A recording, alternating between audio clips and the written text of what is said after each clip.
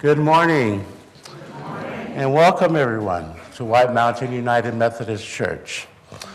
Whether you have traveled from across the country or come from just down the road or joining us online, we welcome you with open arms. We gather today to celebrate a remarkable life.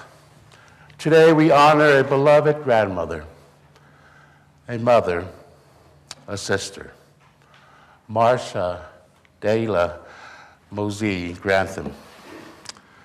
We surround Marcia's family with our love. We hear and share the stories that bring us joy, remembering how deeply she was loved and how greatly she will be missed. Her warmth, vibrant spirit, and beautiful legacy continue through her children, grandchildren, and great-grandchildren. Remember, we do not walk through this time alone. We are held by God's grace and everlasting love. Let us open our hearts and find comfort in our memories, strength in the scriptures, and peace in our togetherness as we worship our God and remember and celebrate Marcia Grantham today. Let us begin. Let us hear from our scripture readings, please. Psalm 23, John 11, and Romans chapter 8.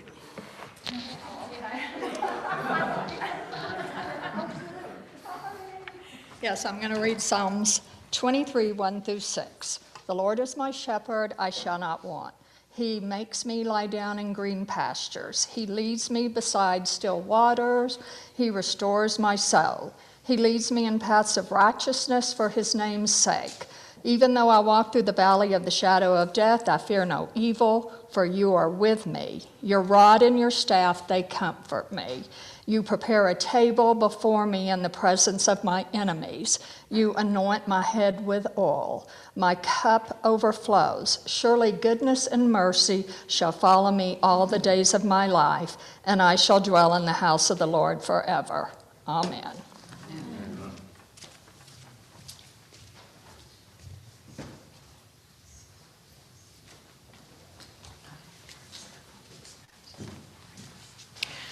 The second reading is from John. Jesus said, I am the resurrection and the life.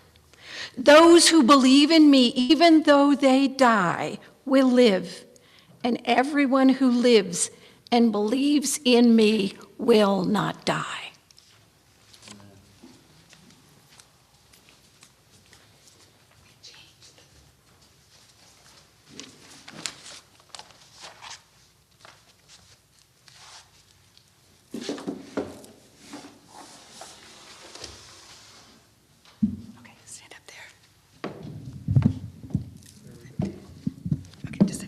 We changed it's different than what's in your bulletin, but Lorelei fixed up this nice little booklet for Gigi before she died, and she wants to read from it. I have fought the good fight. I have finished the race. I have kept the faith. 2 Timothy 4:7.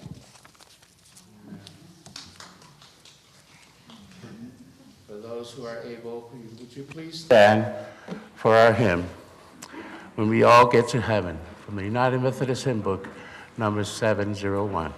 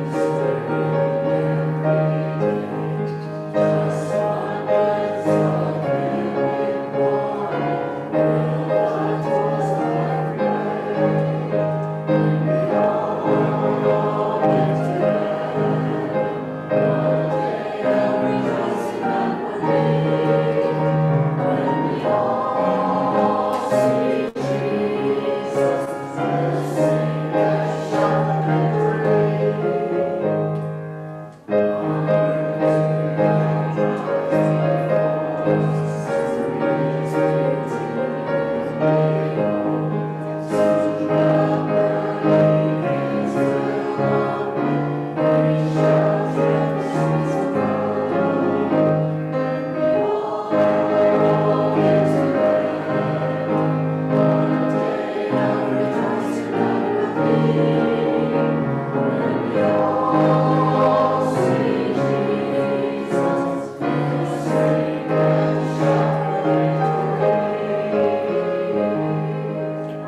may be seated. At this time, let us hear from some family memories.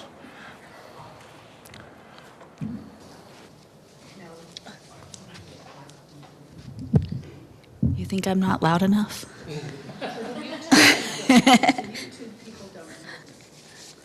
All right. Hi. So I'm Melody Marcia, and a well-known woman I truly respect for her family values once said, "When you live in a house full of love, music, and laughter, you feel like you're rich." That's the type of house and life my grandma Marcia had and that she gave to us. As the oldest grandchild, I was very lucky to be blessed in this richness for over 40 years, but we won't talk about that. Back in the summers, I was lucky. I got to spend at least a week in Oklahoma City with my grandparents. I truly thought of the Oklahoma City Red House as another home. I vividly remember the girls' room. We had this little room. On one wall, you had all the pictures of the brides of the family, and I could not wait until my picture got to be up there. And sure enough, my bride picture got up there along with the picture of the entire family at your wedding. I also remember we had this little dresser that had a mirror, and I would sit in front of it, and I had my grandma's old clip-on jewelry, and we would sit there and put it on and play princess, and we just thought that we were so special. There was another room that we called the boys' room or the kids' room, and it had these stripes on the walls, and it had an old rotary phone, so I thought that was really cool. I pretended to call with the rotary phone, and it actually looked like Snoopy. And if you didn't know, my grandmother loved peanuts. I also loved curling up in my grandma and granddad's bed, watching reruns of I Love Lucy. I still think of her every single time I watch that, especially the scene where Lucy is sitting there and she's shoving all the chocolate in her face. I really feel that one. And then we also, she had one of the very first dogs that I thought of as my dog, even though it was actually my grandma's dog, and that dog was named Snoopy. And so I always wanted my own Snoopy. She also had an amazing swimming pool. Pretty sure that's where I learned how to swim. I thought it was the best swimming pool ever. It was an overground pool, and I believe my granddad had built the deck around it. We had tons of family barbecues at that pool. We had lots of parties. My brother actually was talking to me before our service in Ryan and was reminding me that he would say, "Grandma, I want to go swimming." And by the end of the day, we would have tons of people over in the backyard of the house swimming with us. She really had that just love of family, love of friends, love of a neighborhood. And she truly loved her family, and she would make sure that anything was done for us. When I was really little, we had been traveling on Halloween to come up and see my grandmother. I lived in Dallas. My granddad and grandma lived in Oklahoma City, so it was about a 4-hour drive, and it meant that I couldn't go trick-or-treating on Halloween. But that wasn't going to stop my grandma and my granddad. So Grandma Marcia, she went and grabbed some candy, and she went from house to house and made sure that they had candy for me to go trick-or-treating the next day, and let them know that this little girl in a Care Bear costume, and yes, it was the 80s, so it was like that little mask that you couldn't breathe out of, was going to be coming around and trick-or-treating. And so even though it wasn't Halloween, it was my Halloween, and my grandma made sure that happened for me. My grandparents would take us out for pizza. She had special pizza places that we would go to and have pizza there in Oklahoma City. And then we always got a special treat. I always thought it was for us, but I think it really was for them as well. We would always go to Brahms, and I can't pass by a Brahms without thinking of my grandma. She would always split a sundae for us. I thought that her favorite was the brownie fudge sundae because that's what we would always get. But talking to my cousins, I've learned that there are other sundaes that she liked, like a banana split, that she would have with some of them. So she truly made each one of us feel like what we wanted was what she wanted. We played games. We are definitely a game family. We played Skip-Bo. We played Mexican Train. We played a game that some people don't even know, and I didn't realize that until I went off to college. I'm like, let's play Solitaire War. And people are looking at me like, what are you talking about? But we would sit there and play Solitaire on the living room floor. And Solitaire War is where you basically get to use other people's ace, second, third, fourth, right? And you played off of each other and see who could get rid of their cards first. So that is definitely the game that I really connect with my grandmother for. Those games were not just in the living room, but also in their RV.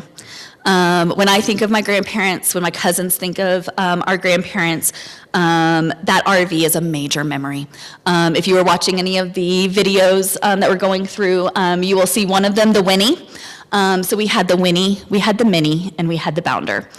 And each one of those have a special place. None of us lived in Oklahoma City. We had grandkids in Dallas, we had grandkids in Frisco, we had grandkids in Phoenix, and my grandparents would drive the RV to come see us. And they would either be parked in the driveway of Phoenix, the driveway of Frisco, the front street there in Dallas, and us grandkids got to go hang out in the RV. We thought it was the coolest thing ever, at least I did.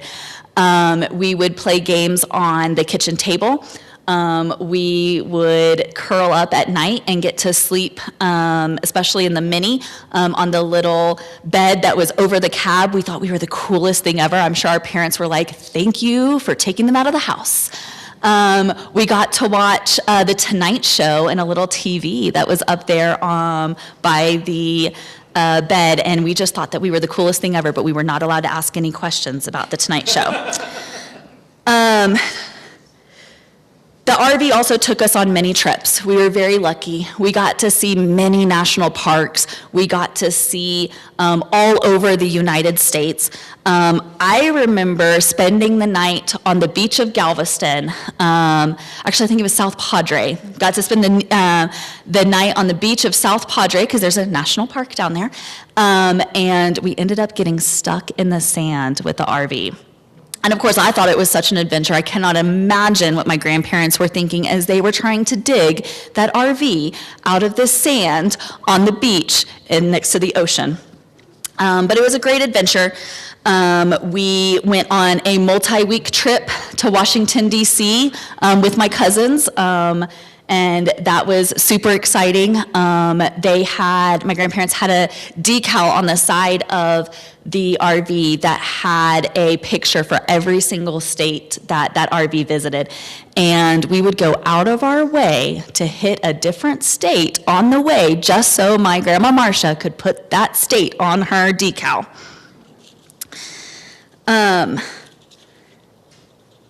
My grandparents were huge OSU fans. I don't know if you know, but she loved the Cowboys. In fact, I had a girl's dream birthday party in the fraternity house of Kappa Sig. I was the center of it. Thank you, Lewis. He was in college at the time. Now, too bad I was 3 and not 23, but I was the center, and my grandma made that happen.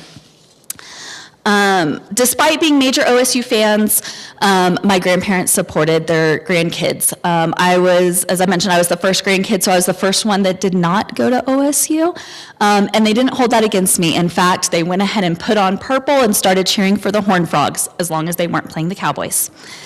They continued that with all of our other cousins. They cheered for ASU. They cheered for Tulane. They cheered for NAU. They even, as much as it pained them, would cheer for OU, as long as they were not playing OSU. She supported us through it all. She taught us the joys of college. She taught us the joys of an education. And it was just something that we just knew that that's where we were going. She's taught a lot that I have carried on into my adulthood. She taught me that family is not just blood, it's friends, but it's also those that marry into the family. As soon as those vows were said, you were 100% part of the family. I never, ever, ever saw my grandma Marcia treat anyone different, whether they were a child or an in-law. The special bond between my late mom and my grandma was huge. And I remember many memories of the two of them, and you would have thought that my mom was her daughter. They would take me shopping. They would help me change clothes in the little fitting room, and they had a whole method for it.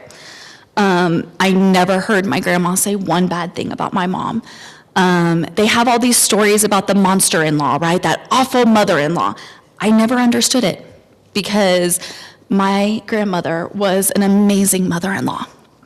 And I really credit the modeling that I saw between my mom and my grandma Marcia for the reason that I have such a special relationship with my own mother-in-law. I knew that as soon as I married into my husband's family that they were mine, and it was because I saw that from my grandma. My grandma Marcia was a very special woman. She taught us to love, to laugh, and to enjoy each other. I'm very, very honored to carry on her name, and I really hope that I can do that name, the legacy that she has left, very proud, and hopefully I too will be able to carry that on for the next 50 years. So thank you, Grandma.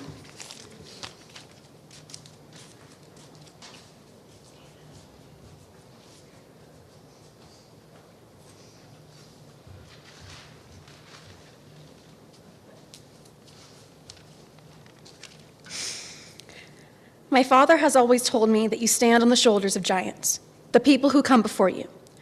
Over the past few weeks, I have had the opportunity to hear more about my great-grandmother and the legacy that she has left behind.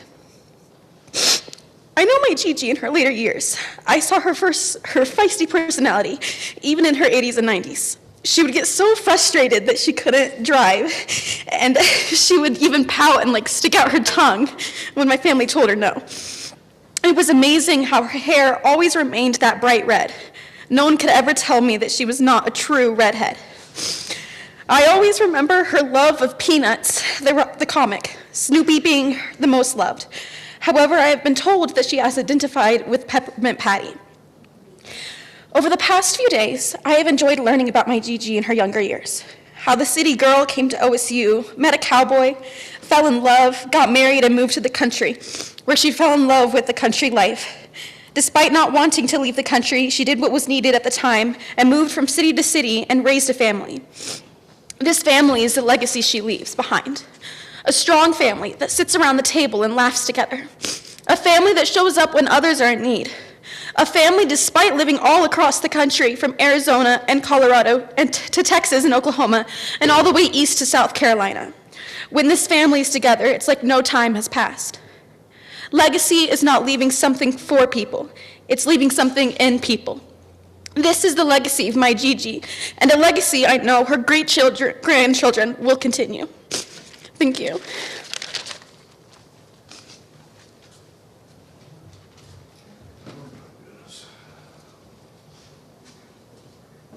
All right, so I'm Lewis. I think you can see that. Mommy, I love you. Thank you for bringing me in this crazy world. So mine's a little bit different because I am different. Love, legacy, influence, and quiet witness.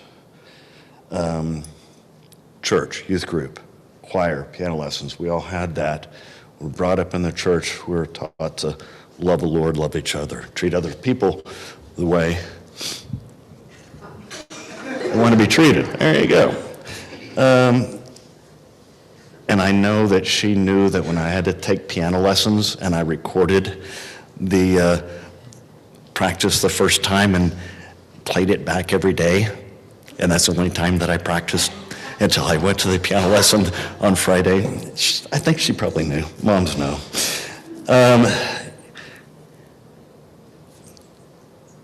So, Melody, you mentioned something about your namesake. Yes, you have that. The first time you met her was in 2008. I met her August 13, 2014. You were the trauma nurse that took care of her husband. And she remembers you because you were that angel and you treated her as family before you knew she was family.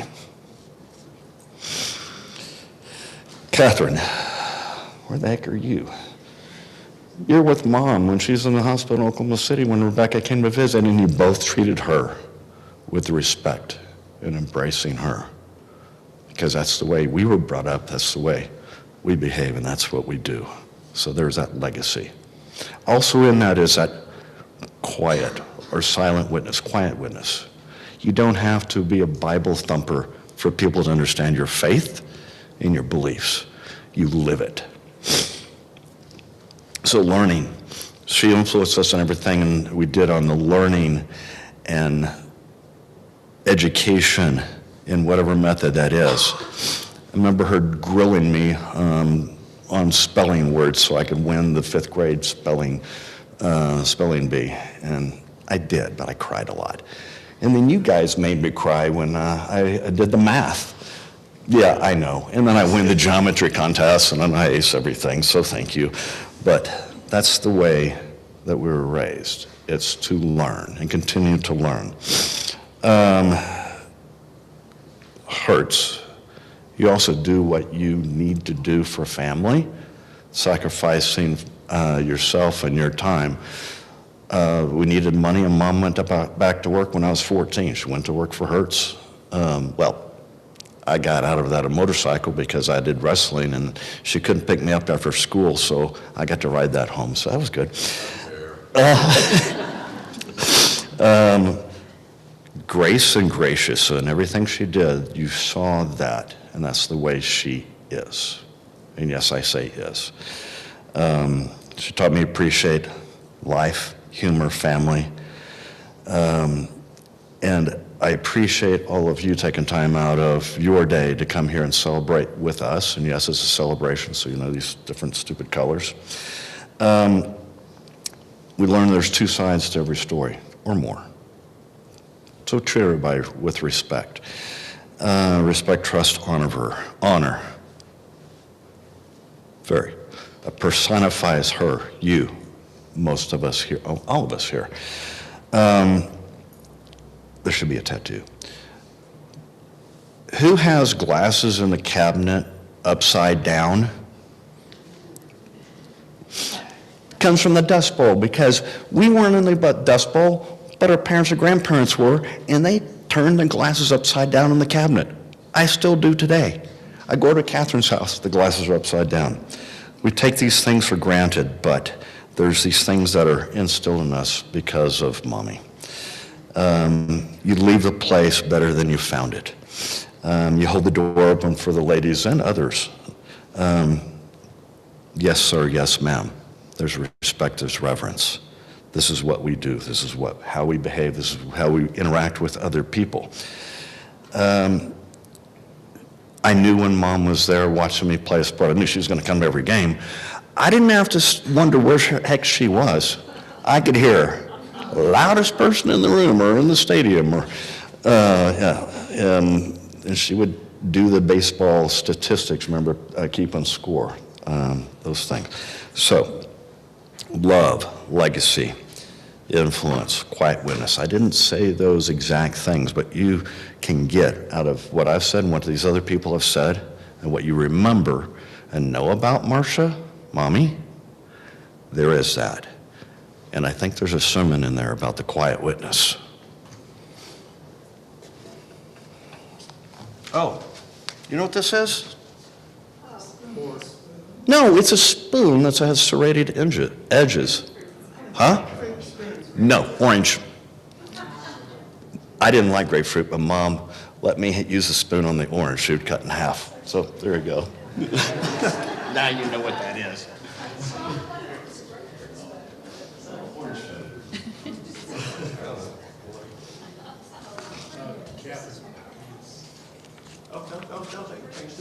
That's just the back.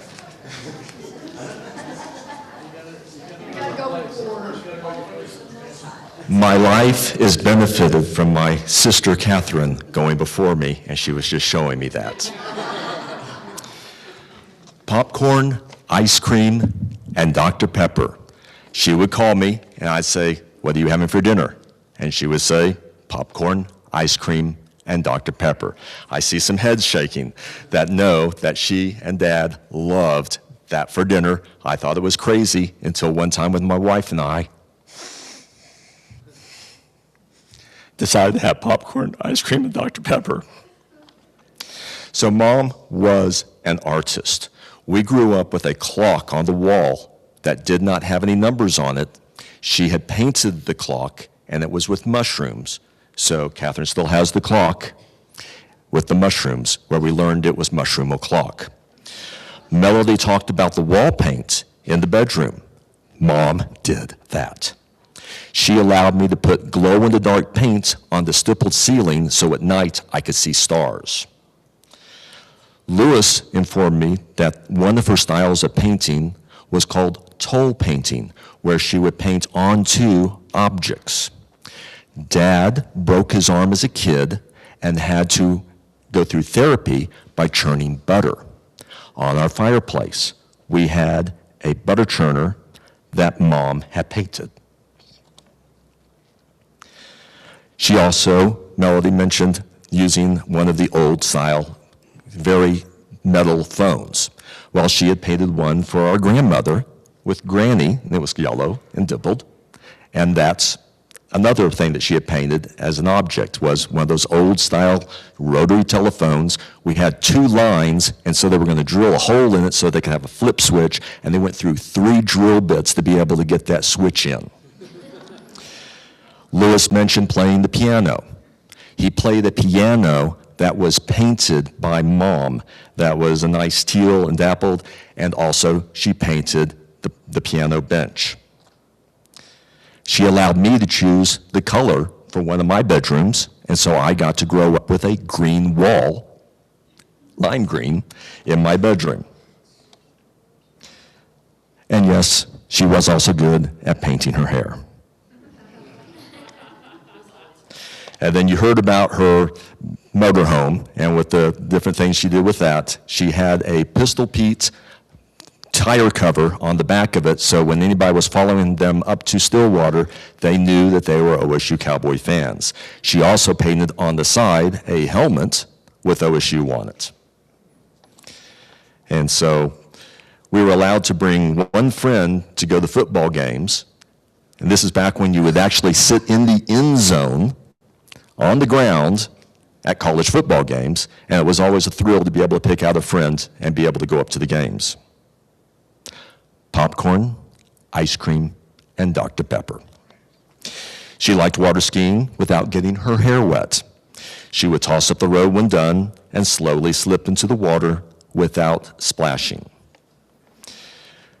Dad also worked for Swartz Meat Company, and we always had bags in the freezer of hamburger, sausage, pepperoni, and cheeses because he would sell his meats to different pizza companies, and so we made pizzas all the time.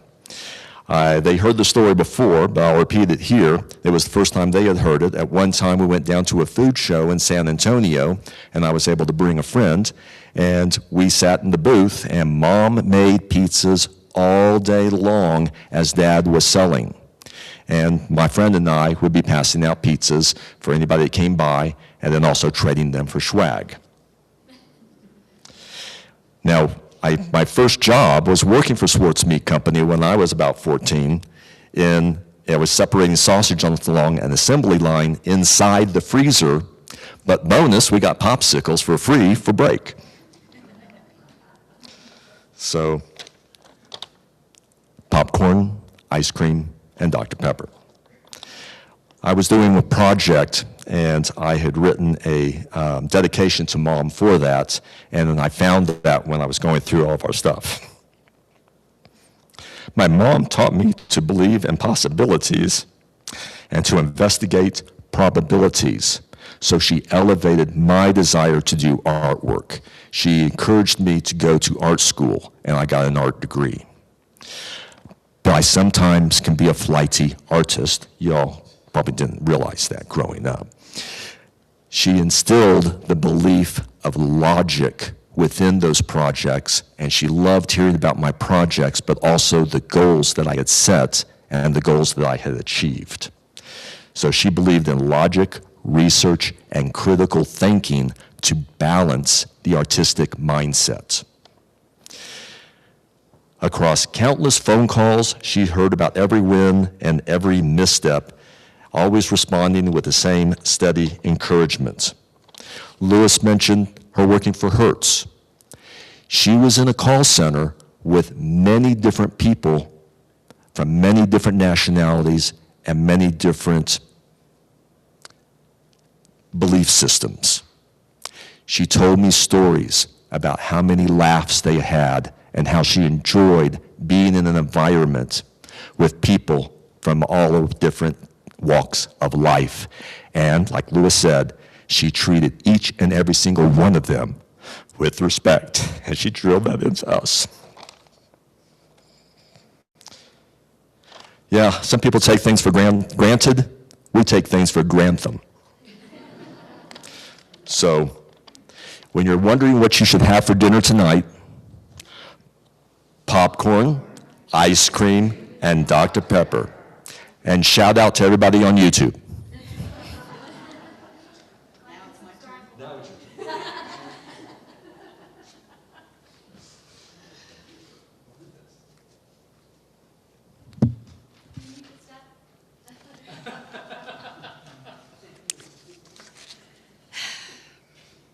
So I'm Catherine Harrison.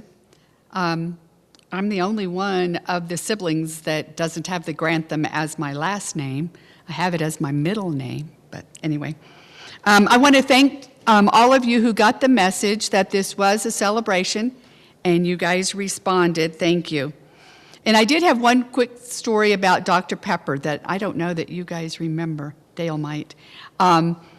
Mom and Dad always drank Dr. Pepper from the time that we can remember.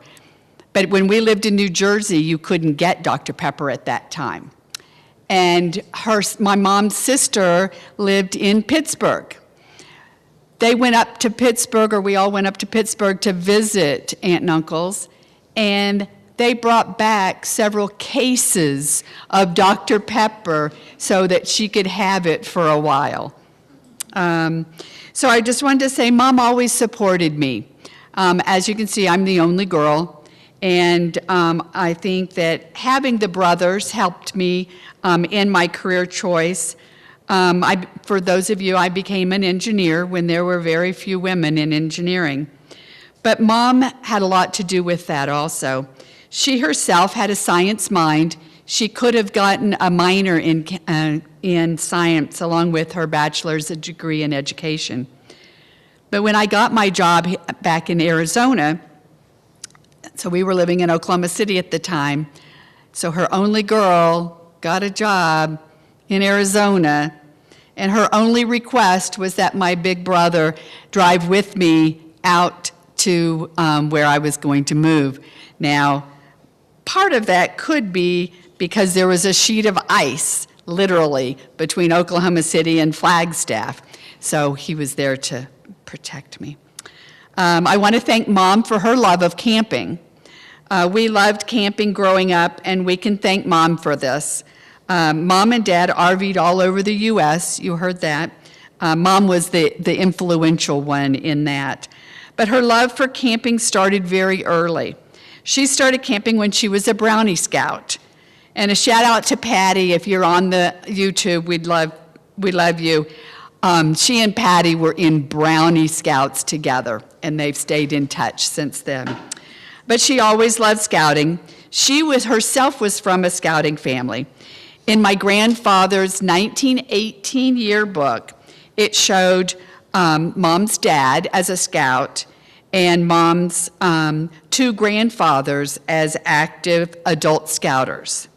And this was only 8 years after scouting came to the United States. So we've had scouts in every generation since, and I have 2 grandchildren that are currently in scouting. So we can definitely say we are a scouting family. Mom always had faith in God. I was talking with her hairdresser right after she passed, and Holly told me that a couple of weeks prior to Mom had told her that she was ready to go see Dad. Now, some people might think that was kind of sad, but I thought it was comforting because it told me 2 things. 1, she knew where she was going, and 2, she was ready. And some of the thoughts from her church members. I got cards and stuff when she passed. Here's some of the thoughts. She was very strong in her faith. She loved her church family, especially the youth. She was everyone's grandma. She and TJ, he's probably watching on YouTube, had a very special bond. They had memories of her humor and sly, crooked smile. People will never forget how you make them feel. Mom always made them feel worthwhile and always made people welcome. She paid attention to others gifting so many with, she gifted so many with Christ's gift of love. We were always so impressed that despite her physical challenges, she always attended church. And then you've heard them talking about sports. My mom was very much of a sports fan. To give you an example, on her honeymoon, they got married in Tulsa. On her honeymoon, they went to the Cotton Bowl, which was in Dallas. OSU wasn't playing, but they went there anyway. And then they went to back to Oklahoma City, and went to the all-college basketball tournament. OSU wasn't playing. She loved her sports. She loved her family. She loved her church family. She will be missed.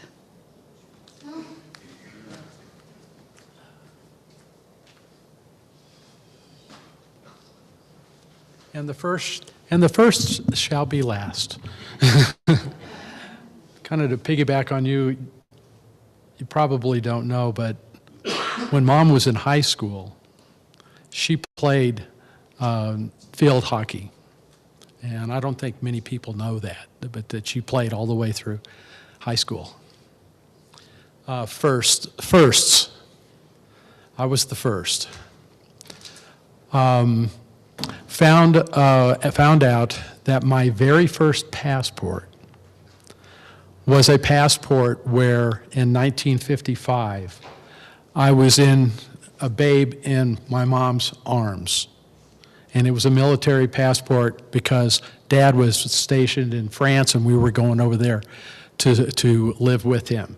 And so that was my first passport, quite a few since then. But she gave us love of travel, love of international travel.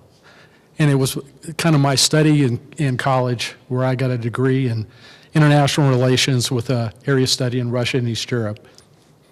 That was a few years ago.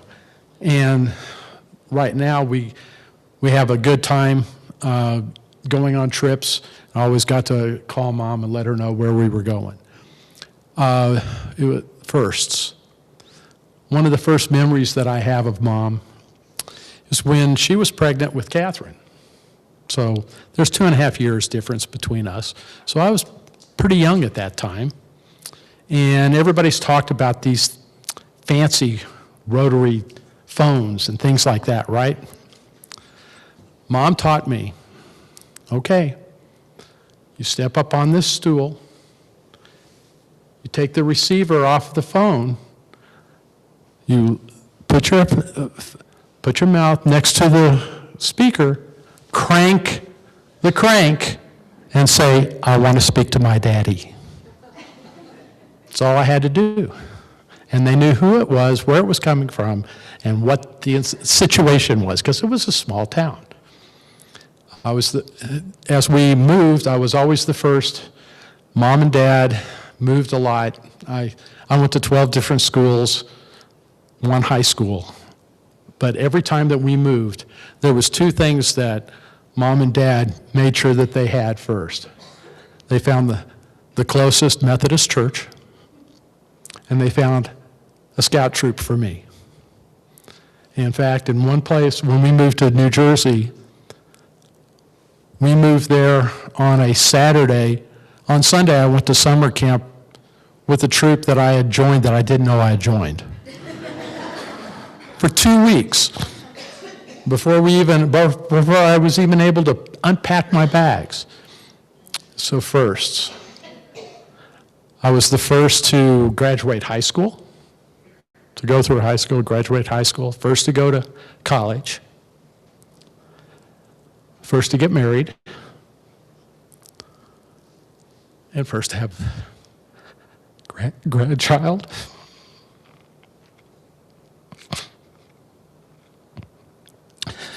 First to bury a spouse.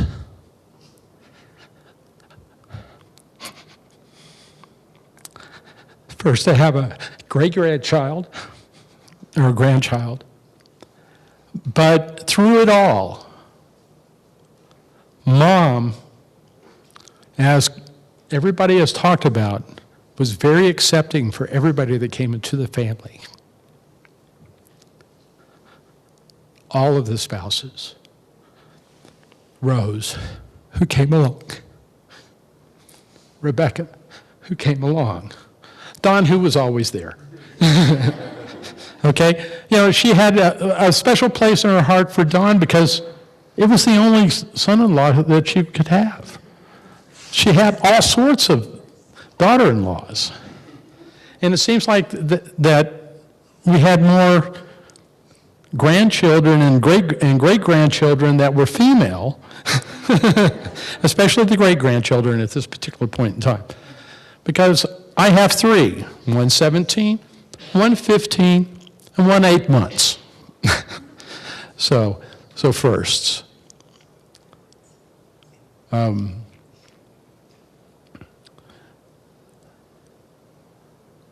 think that's trying to think of any other stories that I have. But you know, that was my mom.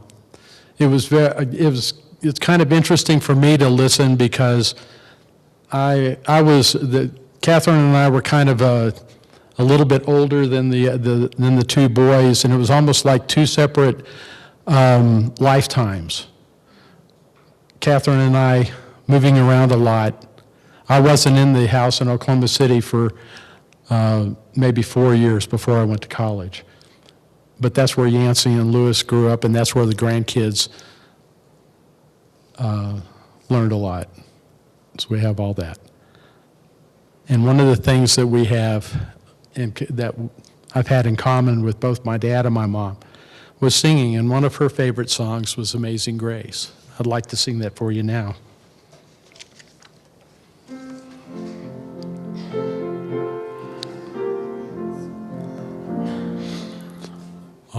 Amazing grace, how sweet the sound that saved a wretch like me. I once was lost, but now am found. Was blind, but now I see. 'Twas grace that brought me a heart to fear, and grace my fears relieved. How precious did that grace appear the hour I first believed. Through many dangers those toils and snares I have already come. 'Twas grace hath brought me safe thus far, and grace will lead me home. When we've been there 10,000 years, bright shining as the sun, we've no less days to sing God's praise than when we first begun.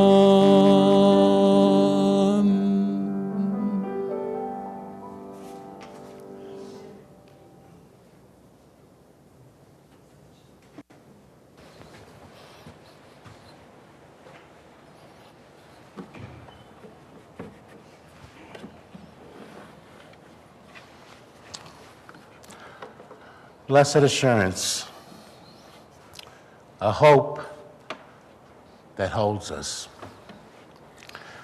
Family and friends, as we meditate in God and His love for Marcia, Dela, Mosey, Grantham,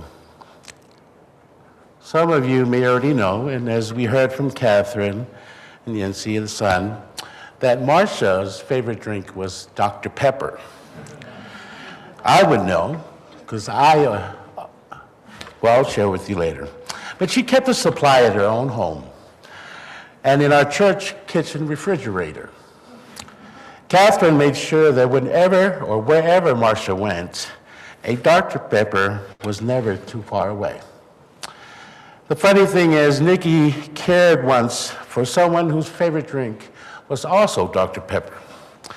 He told me that for decades, Dr. Pepper's famous advertising featured the numbers 10, 2, and 4, encouraging people to drink one at 10 a.m., 2 p.m., and 4 p.m. to keep their energy up. Well, as you can see, Marcia clearly took that medical advice very seriously. But we know Dr. Pepper could calm her down, refresh her, and make the moment a little better. But when we look back over Marcia's 94 years, we recognize that Dr. Pepper was not the only thing that kept her going. She also carried a deep, vibrant faith that remained with her through every hour of the day. Whether it was 10 a.m., 2 p.m., or 4 p.m., Marcia had more than a favorite drink. She had blessed assurance. Whenever I saw Marcia, her face brightened. I would say, "Hello, Mama," and she would respond, "Hello, Pastor," with a big smile. That warm greeting was part of our relationship. Marcia also loved the passing of the peace during worship. She enjoyed seeing people move toward one another, shake hands, offer a hug, and share the peace of Christ. Perhaps she loved it because passing the peace reminds us that we belong to one another. It says, "I am here for you. I see you, and I welcome you." The peace of Christ is with you. Also at Bible study, sometimes when the questions became a little too long, Marcia would fall asleep. Now, I'm not saying she did this on purpose, but after Bible study, I would take her to her hair appointment, and she's just wide awake, smiling. But I discovered how to wake her up during Bible study. I would begin singing a hymn. As soon as she heard the music with her eyes closed, she joined in humming. And when she awakens with a smile, she joins us singing. And oh, how she knew her hymns. Here I am, 50 years younger, still looking at lyrics, and she's just praising away by heart. Well, that tells us something beautiful about faith. Faith in God is not always about having answers for every question. Sometimes faith is having a song planted within us, a song that rises when we need it most. I was also told Martin's family owned a funeral home, and Marcia witnessed many services there. From what she saw, Marcia made a bold but truthful faith statement. She believed the saddest services were those where no hope was expressed, where there was no confidence in God and no expectation of a future beyond this earthly life. Marcia knew that Christian faith allows us to speak, to proclaim, to witness a different word today. And that word is hope. From the readings we heard, Psalm 23 promises an eternal home. John 11 promises resurrection life in Jesus Christ. And Romans 8 promises a love that will never let us go. And in our added reading today, Paul reminds us from 2 Timothy verse 7, reminds us to fight the good fight, finish the race, and keep the faith. So today, and through your journey in life, may you share the peace with one another, because Marcia loved that. And may you drink a Dr. Pepper in your honor. I believe that would make her smile from heaven. And above all, keep singing with vibrant faith. As I end this meditation, I want to close by singing the first verse from one of our favorite hymns in Bible study, and that is Blessed Assurance. But before I start, the first time I attempted to sing this song, here I am thinking they're old folks, they're seasoned, and they would appreciate. I would start like this: Blessed assurance. I looked at Mama and she downed her head. And then I said, "What's wrong, Mama?" She said, "Pastor, follow me, and may you all join in. Blessed assurance, Jesus is mine. Oh, what a foretaste of glory divine. Heir of salvation, purchase of God. Born of the Spirit, washed in his blood. This is my story, this is my song, praising my Savior all the day long. This is my story, this is my song, praising my Savior all the day long. Praising my Savior all the day long. Dear beloved, this was Marcia's blessed assurance. By the grace of Jesus Christ, may it be ours also. Let us pray. Gracious God, we thank you for Marcia and for the life, faith, laughter, and friendship she shared with this congregation and with her family. Thank you for every greeting, every song, every Bible study, and every expression of love that made her presence among us special. We give thanks for her 94 years and for the many memories now carried by her family and friends. When we remember Marcia, may the memories bring smiles, laughter, and gratitude. May the hymns she loved continue to strengthen our faith and lift our hearts. As Psalm 23 promises, surround her family and her church family with your goodness and mercy.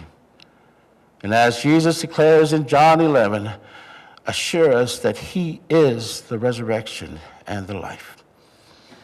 And as Romans 8 proclaims, remind us that nothing can separate Marcia or any of us from your everlasting love. May the peace Marcia loved to share remain among us. And may the blessed assurance, her blessed assurance, become our assurance as well. In the name of Jesus Christ, who taught us to pray these words, Our Father, who art in heaven, hallowed be thy name. Thy kingdom come, thy will be done, on earth as it is in heaven.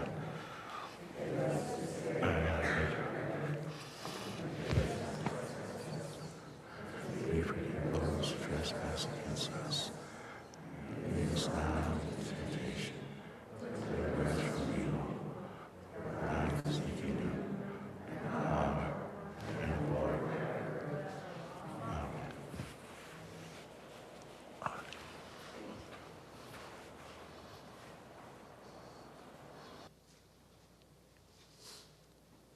It says in the bulletin that this is a benediction.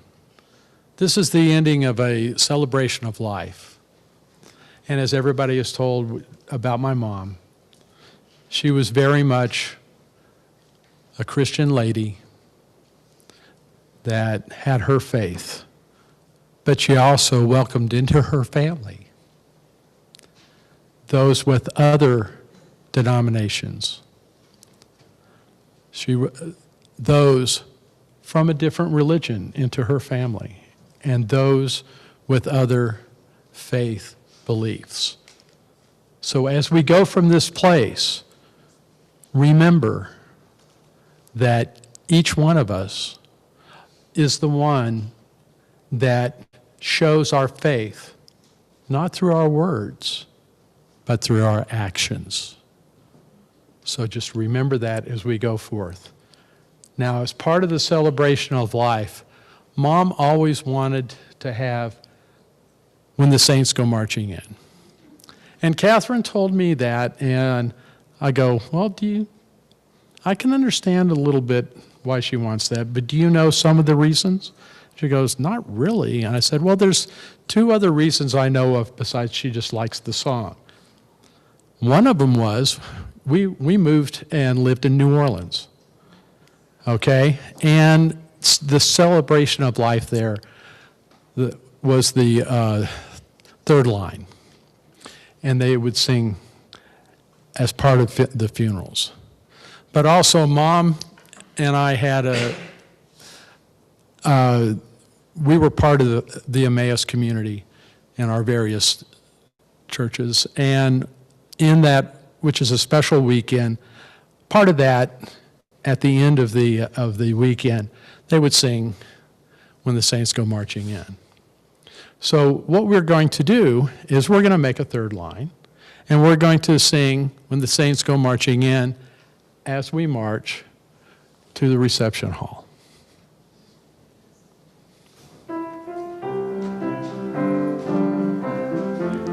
Oh, when the saints go marching in, oh, when the saints go marching in, oh, Lord, I want to be in that number.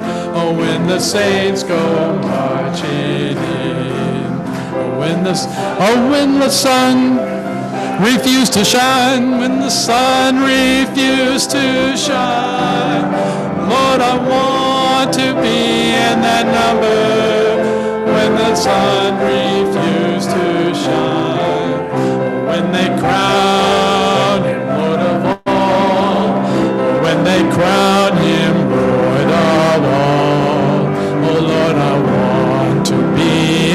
that number. When the sun on him, Lord, I'll walk. When the saints go marching in, when the saints go marching in, oh Lord, I want to be in that number.